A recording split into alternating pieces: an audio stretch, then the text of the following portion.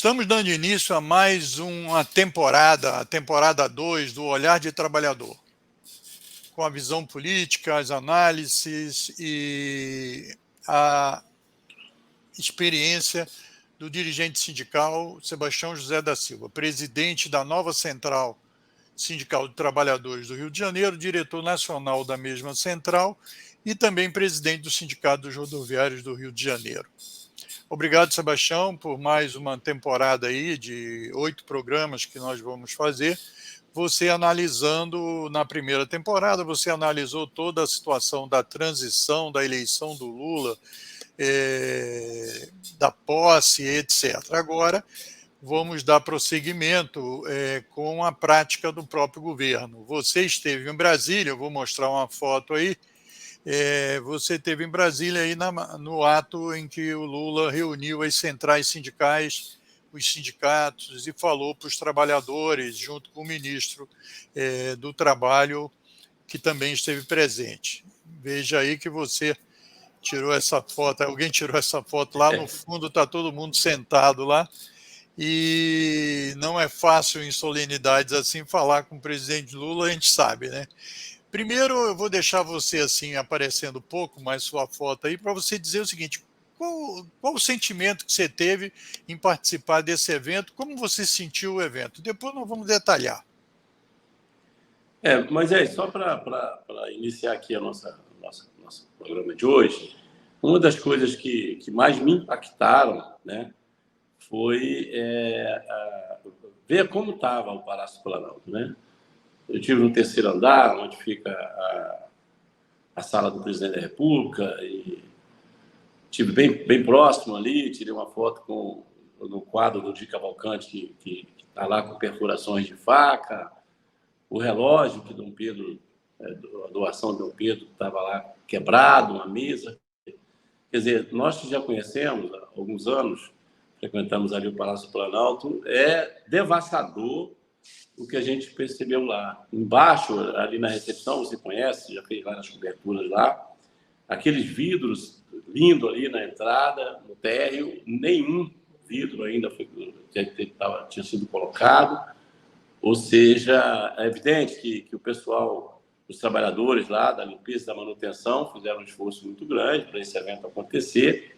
Estava tudo limpinho, bem arrumado e tal, mas fica uma imagem que mexe muito com a gente, que aquilo ali, independente da opinião política de qualquer cidadão, aquilo é um patrimônio, ali é mais que um patrimônio dos brasileiros, ali é um patrimônio da humanidade, ali está, não é, a expertise, né, do gênio da arquitetura brasileira contemporânea, né, que projetou ali a Praça dos Três Poderes, o prédio do Supremo Tribunal Federal e do Congresso Nacional, que a gente teve a oportunidade de visitar, e realmente foi uma cena estarrecedora. A gente, às vezes, vê na televisão, não tem a dimensão, né, e a emoção do que a gente vê aquilo pessoalmente, né? Essa foi a primeira sensação que a gente teve.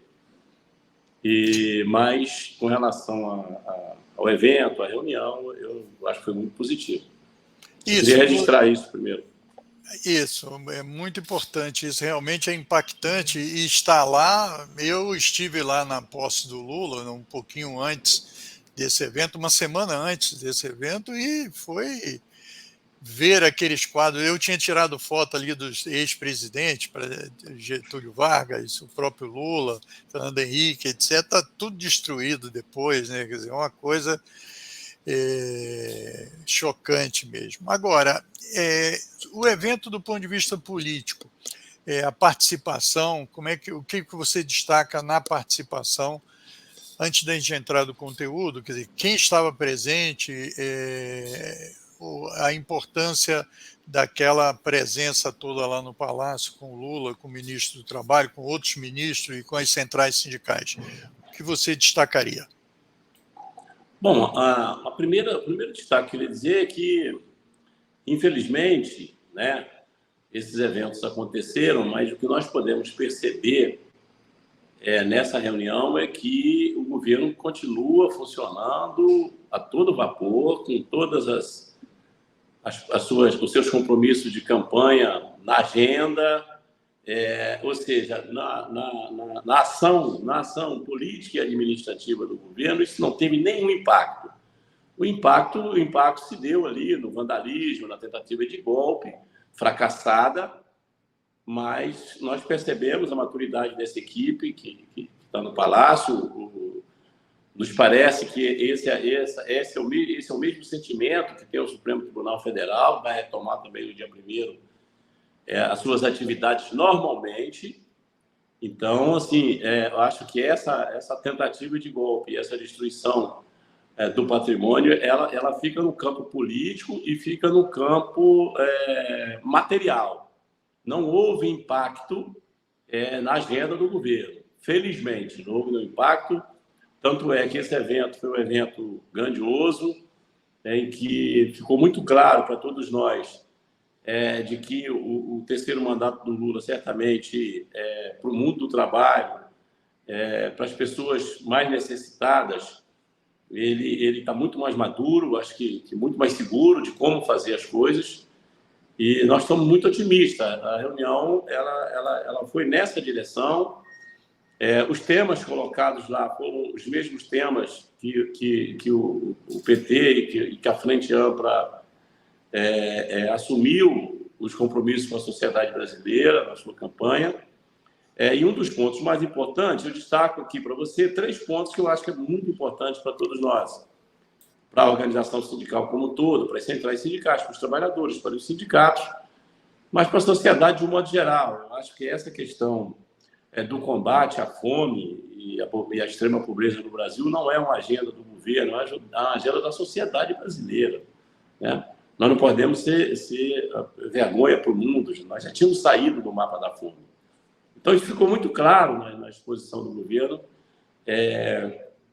desse compromisso e de viabilizar essa agenda. A segunda, que eu acho da maior importância, é que o governo vê, e nós compreendemos que é por aí mesmo, como uma das ferramentas importantes, além dos programas sociais, uma das ferramentas mais importantes é a retomada da valorização do salário mínimo, que tem um impacto fantástico aí nesse projeto, né? Vou chamar isso não é nem de projeto, mas isso é um compromisso do governo com a sociedade brasileira, de minimizar a fome dos brasileiros que muitas vezes não tem como alimentar a sua família. Então, essa agenda do salário mínimo ela foi muito, muito, muito reafirmada, um compromisso.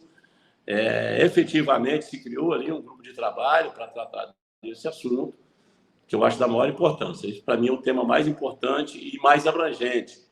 Em segundo lugar, veio o compromisso do governo criou também um grupo de estudo para viabilizar a correção da tabela do imposto de renda de todos os brasileiros, que está aí defasada há mais de 20 anos, e com o compromisso do governo de viabilizar que os trabalhadores que têm piso salarial inferior a R$5.000 serão isentados do imposto de renda. Há uma discussão muito grande. Não há agenda para que isso aconteça ainda esse ano, para a declaração desse ano, mas é um compromisso que a gente entende também da maior importância, porque mexe com milhões e milhões de pessoas. O governo tem que fazer uma compensação na arrecadação com aqueles que ganham muito, né? Ganham acima de 100 salários mínimos e não pagam praticamente nada. Então, não haverá também, essa desoneração não pode afetar a agenda social do governo com falta de recursos. Então, haverá aí uma compensação com aqueles que ganham mais. E o terceiro ponto, que a gente pode depois aprofundar cada um deles, que eu acho da maior importância, é o compromisso que as centrais sindicais, com o governo, com todos os movimentos sociais organizados, de se criar algum mecanismo de proteção para os trabalhadores que estão na informalidade, principalmente os trabalhadores que estão uberizados, que trabalham ali para as plataformas e que não têm nenhuma cobertura social, nenhuma garantia. Então, foi um compromisso nosso das centrais sindicais que nós iremos, junto com o governo, encontrar alternativas para dar um mínimo de garantia para esses trabalhadores. Você conhece, assim, como qualquer um de nós, né, que muitas vezes a gente, quando pede aí um sanduíche lá num desses fast food da vida, aí a gente vê um trabalhador que muitas vezes vem trazer o sanduíche sentindo o cheirinho dele e não tem dinheiro para comer. Isso é muito triste e a gente precisa, essa é uma agenda importante que eu destacaria aí esses 3 pontos para a gente debater.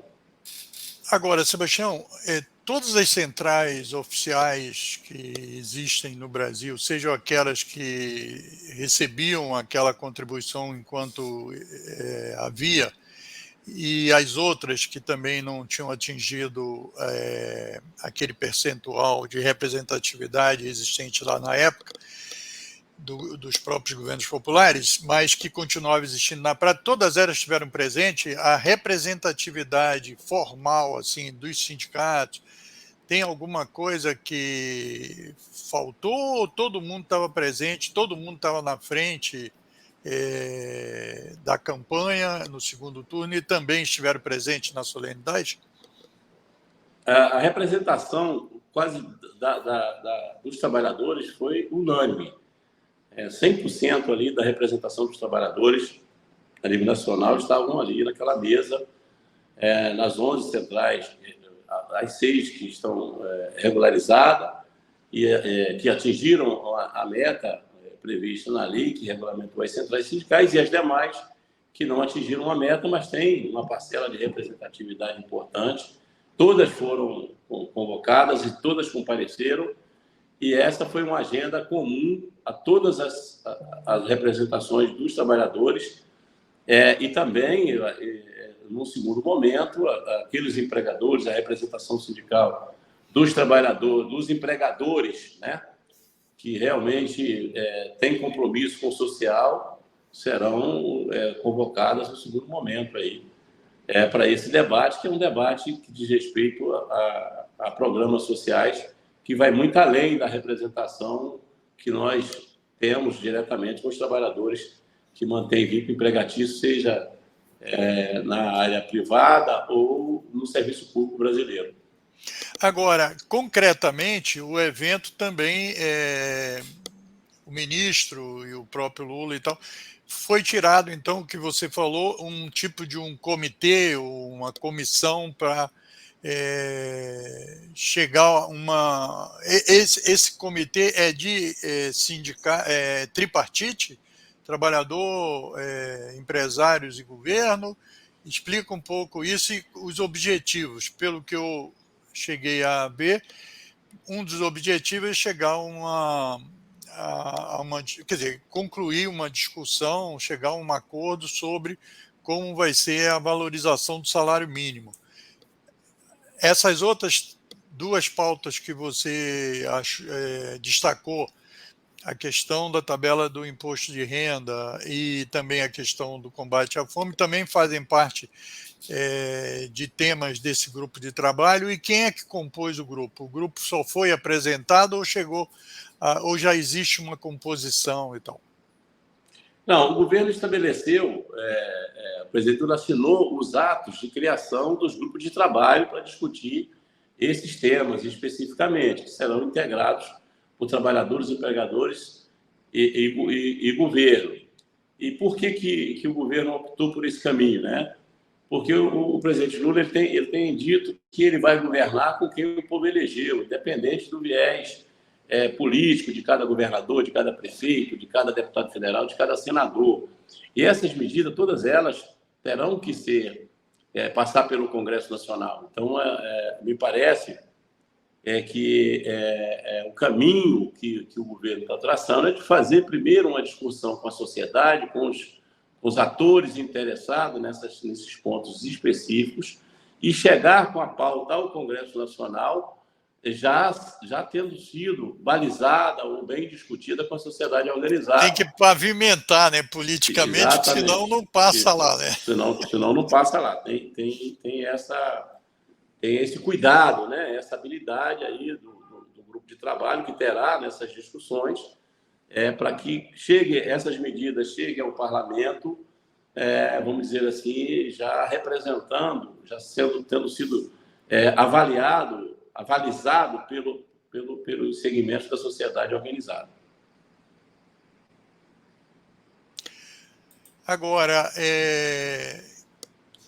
essa questão da fome realmente é um quadro gritante. Ontem mesmo eu vi uma nova matéria aí na mídia, então um levantamento feito.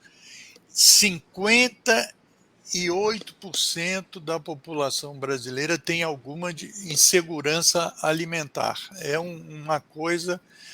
Tem aquela turma assim que passa fome mesmo, mas ela é muito mais abrangente e tal. Então, quer dizer, há um engajamento dos sindicatos, das centrais sindicais, do governo, no sentido de resolver essa situação que, como você já disse outras vezes aqui, é inadmissível um país do tamanho do nosso, com áreas agricultáveis tão grandes, que tenha um quadro tão... Agora a gente viu a questão dos indígenas, né, do Yanomami, e é uma coisa inexplicável, não? Olha, sinceramente, é uma vergonha para o nosso país, né, que está entre os 3 primeiros maiores produtores de alimentos do planeta, ter mais de 50% da sua população sem ter a garantia, né, de uma alimentação correta.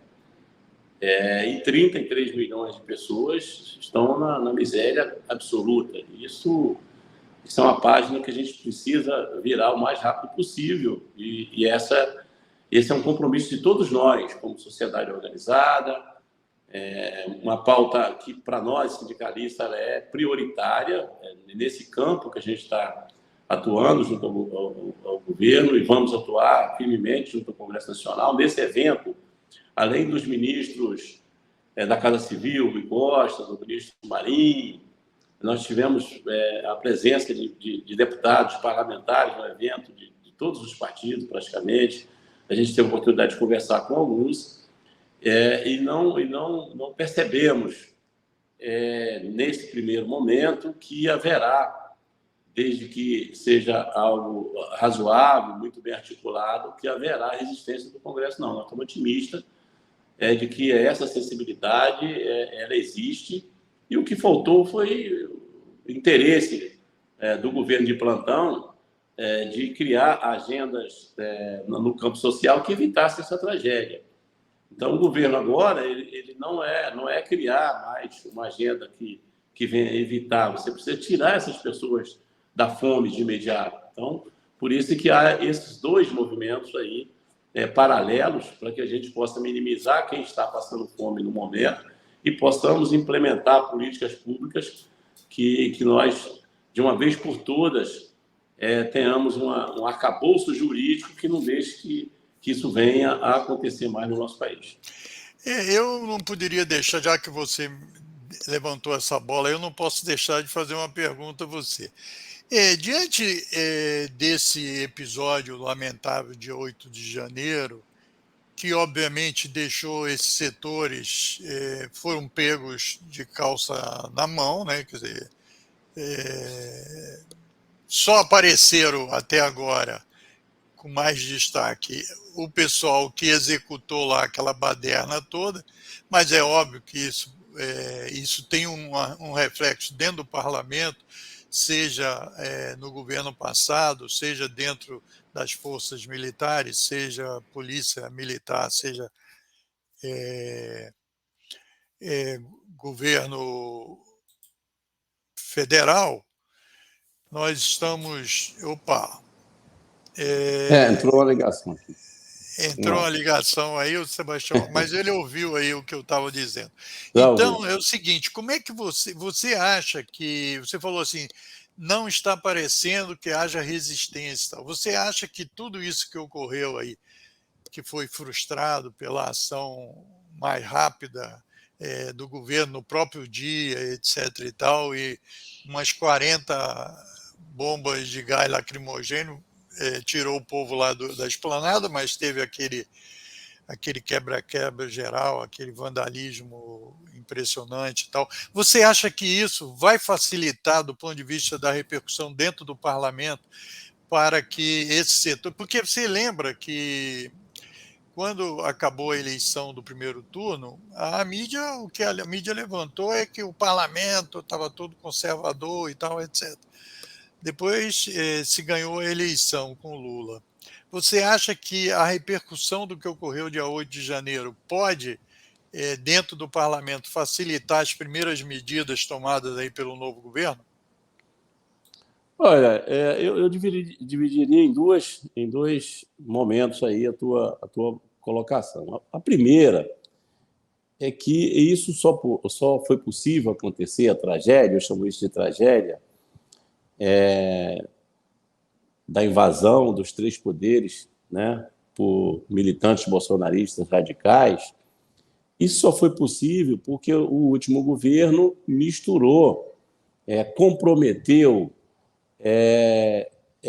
o que nós chamamos do equilíbrio entre os poderes da República, de conviver em harmonia e independência. O governo contaminou as instituições, que são, pela nossa Constituição, instituições de Estado, transformando elas em instituições de governo, uma pauta para que as instituições de Estado se envolvessem na agenda política nacional. O resultado foi 8 de janeiro. Isso, eu acredito, pela experiência do presidente Lula, pelos primeiros momentos que ele encarou essa situação, e pela união que acabou, esse lamentável episódio acabou trazendo uma união ali dos três poderes pela própria sobrevivência da democracia. O que nós observamos é que aqueles que, de certa forma, fizeram um pouco de vista grossa com essa política de aparelhamento do Estado brasileiro ao longo dos últimos 4 anos, acabou esse evento fazendo com que a ficha caísse e o próprio Supremo Tribunal Federal e o Congresso Nacional entendessem que eles são os principais interessados também em fortalecer o Estado brasileiro e garantir a liberdade, a independência e a autonomia dos poderes da República, assim como está na nossa Carta Magna. E o governo Lula deu um passo fundamental ao retornar a Brasília naquela noite de 8 de janeiro e ir para dentro do Palácio com tudo quebrado, chamar o presidente do Supremo, chamar os presidentes das casas legislativas e dizer: olha aqui, o depredado foi o prédio, as instituições brasileiras estão de pé e é assim que nós vamos agir e é assim que a agenda vai continuar, e etc, etc. Com relação à apuração, é o segundo momento do vandalismo, nós sabemos que quem é o autor principal, que fomentou isso durante 4 anos, e eu acho que o governo está agindo com muita perícia ao não politizar esse tema e deixar isso a cargo dos órgãos competentes, que farão, do judiciário, que farão ali uma apuração rigorosa, rígida, né? E que os responsáveis sejam eles os executores, os financiadores ou os que atuaram até por omissão, né, por ação e por omissão, sejam responsabilizados. Isso só é possível com a retomada das instituições para o Estado brasileiro. E isso parece que tem acontecido, a gente percebe que as forças de segurança estão retomando o seu papel institucional para dentro das suas atribuições previstas na Constituição, e a solução para que isso nunca mais aconteça no Brasil passa por isso, pela autonomia do poder legislativo, da Polícia Federal, da Polícia Rodoviária Federal, né, das polícias civis dos estados, em levantar os responsáveis e aplicar a eles a lei, simplesmente a lei, nada de política, a lei. Isso acho que vai acontecer. Então, para a gente caminhar para o encerramento, eu queria que você fizesse uma análise do que você, tão próximo lá do presidente Lula, notou do presidente. Você fez algum comentário aí comparando os 2 governos anteriores, com ele mais experiente agora no Lula 3. Como é que você sentiu? Você esteve tão perto lá do Lula e também ouviu o discurso dele nessa solenidade. O que você destacaria, seja na performance pessoal do presidente, seja no conteúdo que ele expressou. Você tem aí mais 2 minutos. Olha, Maria, eu poderia afirmar para você com muita segurança, por ter, de certa forma, tido a oportunidade de estar com o presidente Lula em outros momentos, muito antes do seu primeiro mandato, durante o seu primeiro mandato, seu segundo mandato, e tive a oportunidade de estar com ele agora, né, na última semana. O que nós percebemos é um presidente mais maduro, mais tranquilo, mais convencido, e o que ele tem dito eu acho que é o que nós devemos levar em consideração, né? Ele não mudou, o que ele passou. Ele é um presidente que olha para frente, ele tem uma agenda na cabeça dele que passa por esses pontos que nós discutimos aqui, claro, além do crescimento econômico com responsabilidade fiscal, a gente sabe disso, mas, de certa forma, a gente está um pouco aliviado, porque a gente não percebeu na figura do presidente, aquele contato mais próximo a ele, nenhum revanchismo, nenhum ódio, nada disso. O cara está tranquilo, está seguro do que precisa fazer, reafirmou para todos nós que ele, aos 77 anos, voltou e lutou para ser presidente da República de novo, para fazer melhor do que o que ele fez no passado. Ele se sente mais preparado, mais experiente para superar os obstáculos do que será esse terceiro mandato. Serão muito mais difíceis do que os 2 mandatos anteriores, mas ele tem demonstrado muita frieza, muita segurança, e isso nos traz muito otimismo, né? Que, apesar das dificuldades, o Brasil vai voltar à agenda mundial e vai arrumar a casa. Já começou a arrumar a casa, como a gente usa dizer no ditado mais popular, né? Então, Sebastião, muito obrigado aí por a gente iniciar mais uma segunda temporada com você aí no Olhar de Trabalhador, e nós vamos encerrar o programa, outro olhar, após essa entrevista com você, com a fala do presidente Lula no evento que você esteve lá junto a ele. Então, você se despeça enquanto eu tento colocar aqui o evento aí. Vamos lá. Obrigado aí, Sebastião. Obrigado, e sempre que for possível estaremos aqui para dar a nossa contribuição aí aos nossos telespectadores, nossos ouvintes. Obrigado.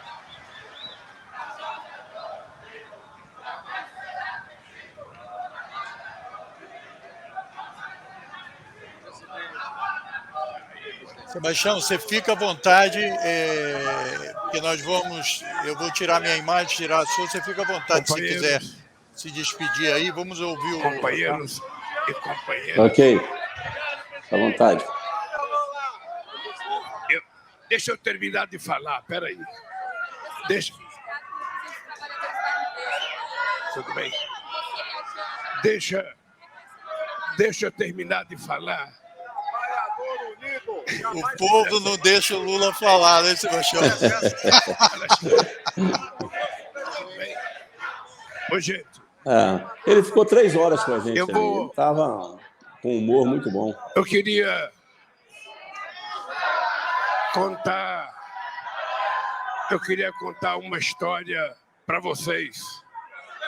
Mas antes de contar a história, eu queria dar um conselho aos companheiros que montam essa estrutura para a gente fazer atividade aqui.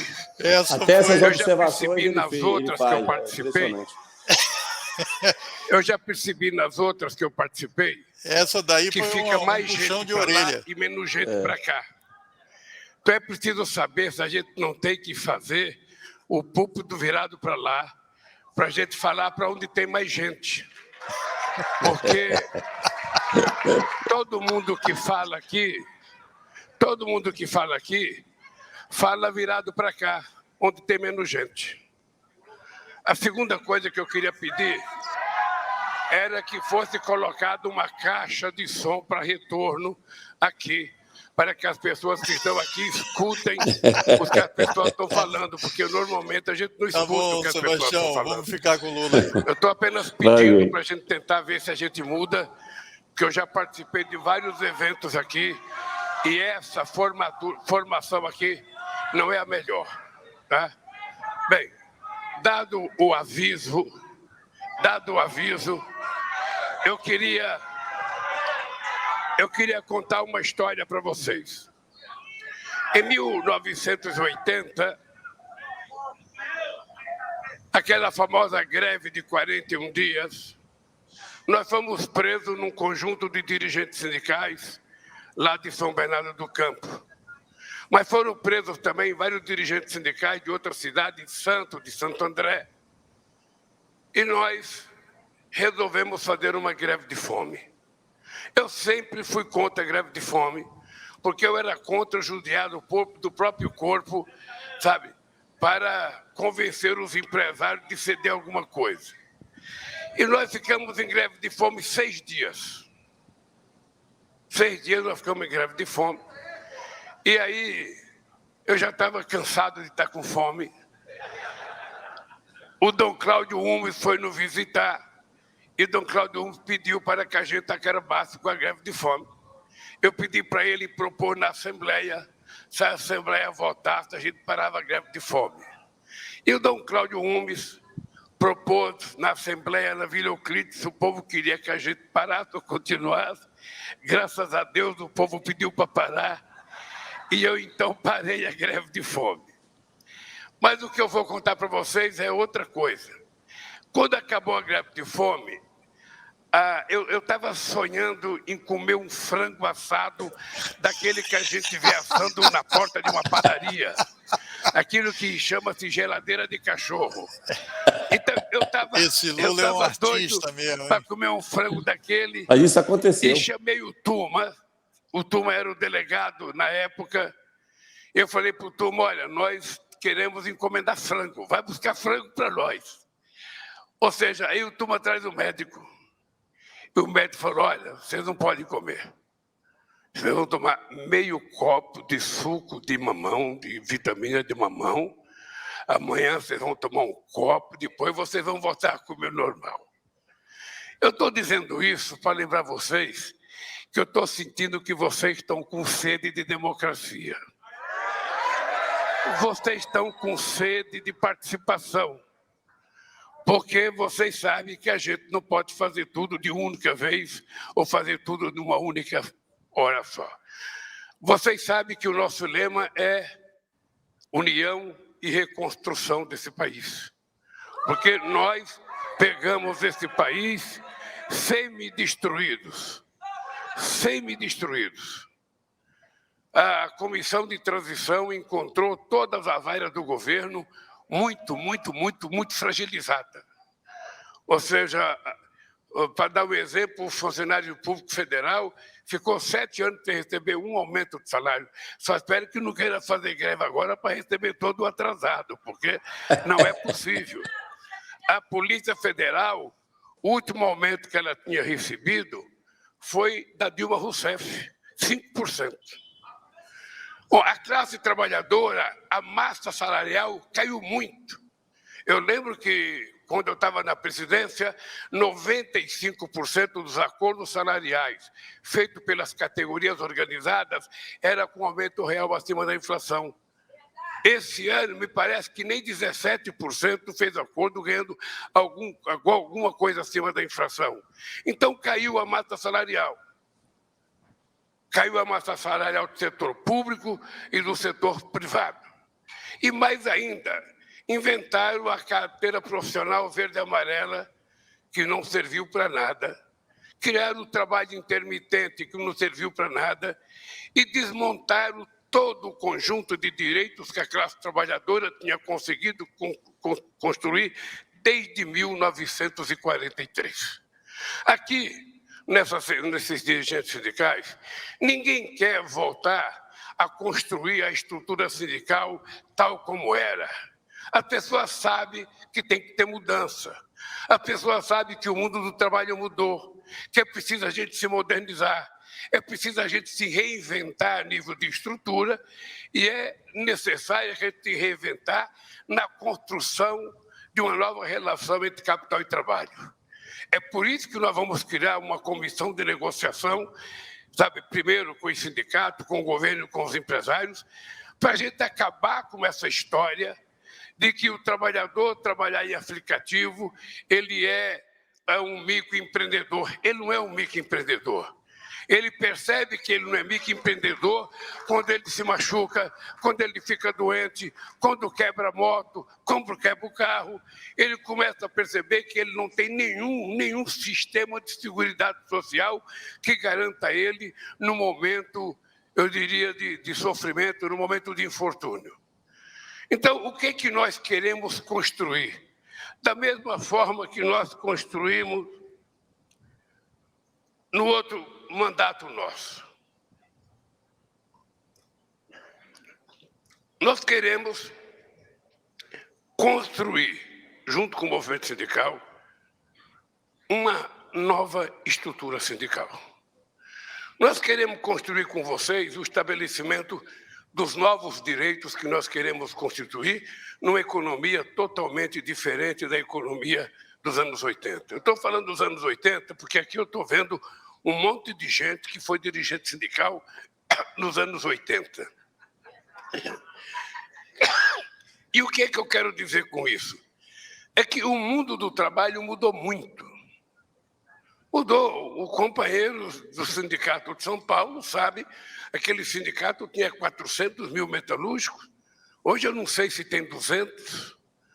São Bernardo tinha 100 e não sei quanto, hoje tem 60. E assim valeu para todas as categorias. O que cresceu?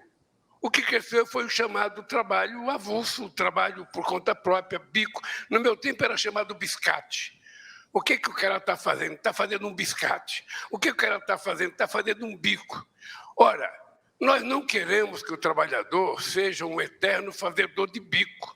Nós queremos que o trabalhador tenha direitos garantidos quando ele entra para trabalhar e que ele tenha um sistema de seguridade social que o proteja no momento de desgraça na vida de todos nós que acontece.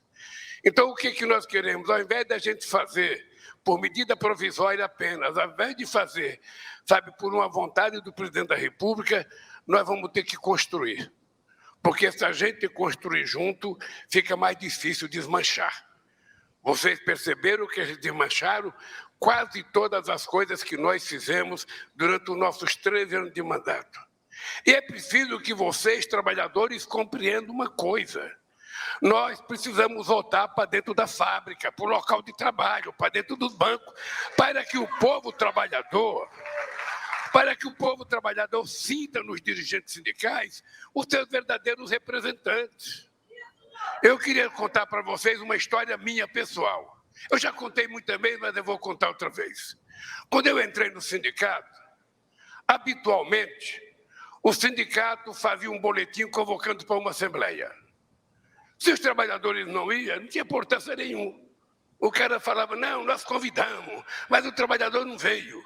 Alguns diziam, não veio porque está contente conosco, não veio porque está confiante na diretoria, ou não veio não sei por conta. A verdade é que o trabalhador só vai ao sindicato quando ele está convencido que a ida dele ao sindicato vai definir alguma coisa. Qual foi a razão da gente ter criado o tal do novo sindicalismo em 78? É que a gente não convocava mais assembleia no sindicato, a gente ia fazer assembleia no local de trabalho, a gente ia fazer assembleia na porta de fábrica, que era para o trabalhador saber que era o sindicato que tinha que ir até ele e não ele ir até o sindicato. Essa é a coisa que eu acho que nós temos que fazer para que a gente volte a ter a representatividade extraordinária que o movimento sindical sempre teve. E isso eu sei que depende também do sindicato ter um pouco de recurso, porque tirar do sindicato o direito de decidir em assembleia, sabe, a contribuição do sindicato, é um crime que foi cometido contra vocês. É um crime que foi cometido dizendo que depois ia arrumar. E não arrumou, né, Paulinho? Não arrumou. Porque essa gente, na verdade, acha que o mundo moderno não precisa de sindicato. E a democracia, quanto mais séria, mais ela precisa de sindicato forte, organizado, para bem representar os interesses dos trabalhadores. Então, companheiros, nós vamos cuidar disso. E vamos trabalhar como parceiro, onde vocês não tenham nenhuma cisma de dizer aquilo que vocês pensam E a gente também não tem nenhuma firma de dizer aquilo que a gente pode ou aquilo que a gente não pode fazer. Vocês sabem que nós começamos a governar antes de tomar posse, porque o governo que estava aí, ele fez um orçamento que não dava sequer para cumprir aquilo que ele tinha prometido durante o processo eleitoral. Foi a primeira vez na história do Brasil que um candidato ganha as eleições e começa a governar antes de tomar posse. E eu, obviamente, que agradeço aos deputados, aos senadores, que votaram a PEC para permitir que a gente pudesse começar a trabalhar e pagar os nossos compromissos. Nós só vamos ter o nosso orçamento em 2024, porque nós vamos ter que construí-lo agora em 2023. E eu tenho certeza, companheiro, que nós vamos cumprir cada coisa que eu prometi na minha campanha. Não houve e não haverá outra razão de eu estar aqui se não for para a gente melhorar a vida do povo trabalhador, acabar com a fome nesse país e permitir que as pessoas vivam como cidadão. Será difícil? É difícil. Mas muita gente achou que era impossível eu votar à presidência da República. Muita gente achou que era difícil. Aliás, muita gente achava que eu jamais ia votar. Porque o político, quando rouba, ele submerge. Quando ele faz qualquer bobagem, que sai uma denúncia, ele já se esconde e fica escondido. Eu, ao invés de me esconder, fui para cima dos acusadores. Porque eu tinha certeza que os acusadores estavam mentindo. E pude provar isso. Quando tentaram me convencer que era bom tentar fazer um acordo para mim voltar para casa com a tornozeleira, eu disse, eu não troco a minha dignidade pela minha liberdade e não coloco tornozeleira porque eu não sou pombo-correio. E foi graças a essa teimosia e graças à ajuda de milhares de companheiros que ficaram na porta da Polícia Federal gritando bom dia, boa tarde, boa noite, presidente, durante 580 dias. E foi graças à coragem do povo brasileiro que eu estou aqui hoje, no Palácio do Planalto, presidindo este país outra vez. E isso eu devo à coragem de vocês, porque foi a eleição mais difícil que eu participei na minha vida, a mais difícil. Foi a eleição que mais o adversário utilizou dinheiro. Eu posso dizer para vocês que se juntar, desde a proclamação da República por Floriano Peixoto, sabe, até a minha eleição, se juntar todas as campanhas, não se gastou metade do que o genocida gastou na campanha para não deixar a gente voltar. E uma parte do dinheiro foi gasto para contar mentiras, porque o Brasil não estava habituado a essa quantidade de mentiras, essa quantidade de inverdades contadas 24 horas por dia. E vocês são responsáveis de eu estar aqui. Portanto, companheiros e companheiras, vocês sabem que eu sou grato e sei reconhecer aquilo que as pessoas fizeram para garantir a nossa vitória. E vocês perceberam que eles não se contentaram. Depois da nossa posse maravilhosa, a posse mais emocionante que esse país já conheceu, depois de uma negra catadora de papel colocar a faixa no meu pescoço, eles esperaram uma semana e tentaram dar um golpe. Porque o que houve aqui foi uma tentativa de golpe. Uma tentativa de golpe por gente preparada. Eu não sei se o presidente ou se o ex-presidente mandou. O que eu sei é que ele tem culpa porque ele passou 4 anos instigando o povo a ter ódio, mentindo para a sociedade brasileira e instigando que o povo tinha que estar armado para poder garantir a democracia. A democracia a gente não garante com arma. A democracia a gente garante com cultura, a gente garante com livro, a gente garante com debate, a gente garante com educação, a gente garante com comida, a gente garante com emprego. Porque não adianta falar em democracia para o povo se ele fala, eu quero saber quem é que vai me dar comida, quem vai botar um prato de comida na minha mesa de manhã, de tarde e de noite. Quem vai colocar o emprego para mim poder trazer comida para minha casa trabalhando? Porque o povo não gosta de viver de favor. O povo gosta de viver à custa do seu trabalho, do seu esforço, do seu sacrifício. E é isso que o Estado brasileiro tem que ter preocupação de fazer. Então, nós vamos brigar para fazer isso. E vocês sabem que nós temos que construir as vitórias. Porque nós temos 513 deputados. E você sabe que todo o setor chamado progressista tem minoria. Mas nós conseguimos construir uma maioria para votar a PEC. E é possível que a gente consiga construir uma maioria para a gente fazer as mudanças que nós precisamos fazer nesse país. Para isso é preciso muita conversa, é preciso muitas palavras, é preciso muita gente disposta a fazer isso, para que a gente consiga construir e fazer as mudanças que nós precisamos. Uma outra mudança que eu quero fazer, e vou dizer para vocês agora, é no imposto de renda. Nesse país, quem paga imposto de renda de verdade é quem tem olerite de pagamento, porque é descontado no pagamento e a gente não tem como não pagar.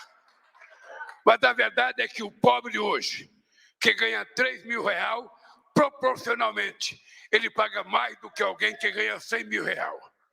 Ele paga, até porque quem ganha muito paga pouco. Porque quem ganha muito recebe como dividendo, recebe como lucro, recebe com qualquer coisa para pagar pouco imposto de renda. Somente o trabalhador, que trabalha o mês inteiro, faz 30 horas extras para tirar o dinheiro do aluguel, chega na hora de receber o pagamento, o imposto de renda comeu. E os meus companheiros sabem que eu tenho uma briga com economistas do PT, que é o seguinte: vocês sabem que o pessoal fala assim para mim, Lula, se a gente fizer isenção até R$5.000, sabe, são 60% da arrecadação desse país é das pessoas que ganham até R$6.000. Olha, então vamos mudar a lógica.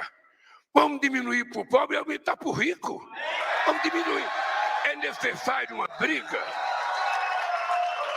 É necessário uma briga, é necessário muito convencimento no Congresso Nacional, é necessário muita organização da sociedade, é necessário. Então, vocês têm que saber que nós temos que fazer isso.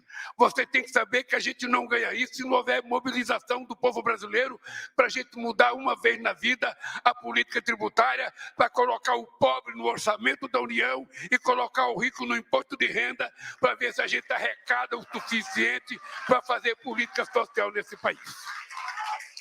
Eu, como presidente, pessoal, o Lula não poderia estar falando isso. Mas eu só posso falar porque eu sou presidente. Se eu não fosse, eu não estava nem aqui. Porque se fosse outro presidente, não me chamava para vir aqui. Então, é o seguinte, eu fui eleito para fazer coisas melhor do que eu fiz da outra vez. E eu vou brigar para fazer. Eu vou brigar para fazer porque eu prometi durante a campanha que nós vamos fazer isenção de imposto de renda para quem ganha até R$5.000. Obviamente que isenção de imposto e aumento de imposto é de lei. A gente não pode fazer no grito, ou na vontade, ou no microfone. A gente tem que construir. E nós vamos construir isso. Vamos começar a fazer uma reforma tributária. Eu ainda semana gostei do Haddad dar uma declaração de que nós vamos fazer a reforma tributária no primeiro semestre. Para isso é preciso muita discussão. E é preciso que vocês aprendam a fazer muita pressão. Muita pressão. Senão a gente não ganha isso. Você tem que fazer pressão em cima do governo. Porque se vocês não fizerem pressão, a gente pensa que vocês estão gostando. Eu quero que vocês saibam, eu vou dizer uma coisa que eu dizia muito da outra vez. Não tenho nenhuma preocupação de falar, porra, nós não podemos pressionar porque o Lula é o presidente. Não, é exatamente porque o Lula é presidente que vocês têm que fazer pressão. Porque com outro presidente vocês não conseguem fazer pressão porque a borracha bate muito forte. Vocês sabem disso. Então, companheiros, nós estamos conversando um novo tempo.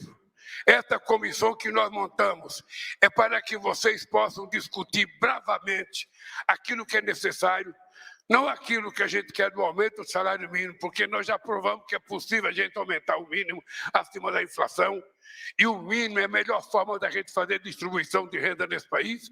Não adianta o PIB crescer se ele não for distribuído, porque se o PIB, nesse país o PIB já cresceu 14% ao ano, e o trabalhador ficou mais pobre. Porque se o PIB cresce e fica só com o dono da empresa, quem fez o PIB crescer não ganha nada, que é o trabalhador brasileiro.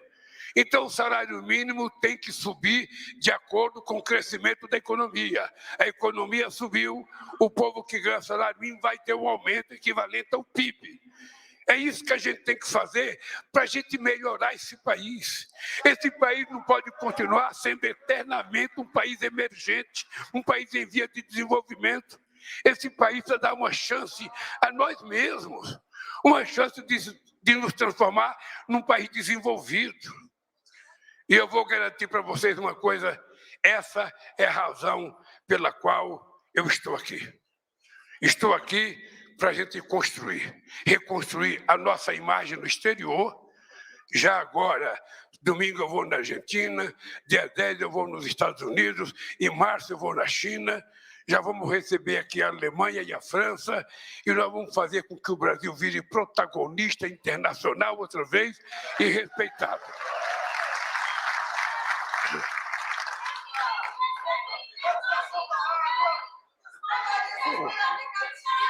Bem, então, gente, deixa eu terminar dizendo para vocês que se eu quiser acabar com a fome no Brasil, eu tenho que dar direito de vocês comerem.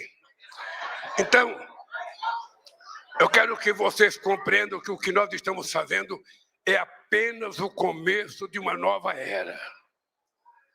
Nada está pronto, nada está acabado. O que eu estou dizendo para vocês é o seguinte, eu estou fazendo um convite para que o movimento sindical brasileiro, representando os trabalhadores brasileiros, ajude o governo a construir uma nova relação entre capital e trabalho e uma nova relação de direitos para o povo trabalhador brasileiro, porque nós merecemos ser tratados com respeito e com justiça. Por isso, queridos companheiros, muito obrigado pela presença de vocês. Que Deus abençoe cada um de vocês. E eu quero que vocês saibam que vocês têm aqui não um mero presidente da República, vocês têm aqui um sindicalista que virou presidente da República do Brasil por conta de vocês. Um abraço, gente. E cobre do Marinho. O Marinho foi colocado no ministério para fazer o que tem que ser feito. A novidade é que o Mancha está de gravata aqui, ó. Gente, um abraço, obrigado. Presidente, eu tiro um pouco as centrais de pé aqui. Está encerrada esta cerimônia. Pedimos a todos que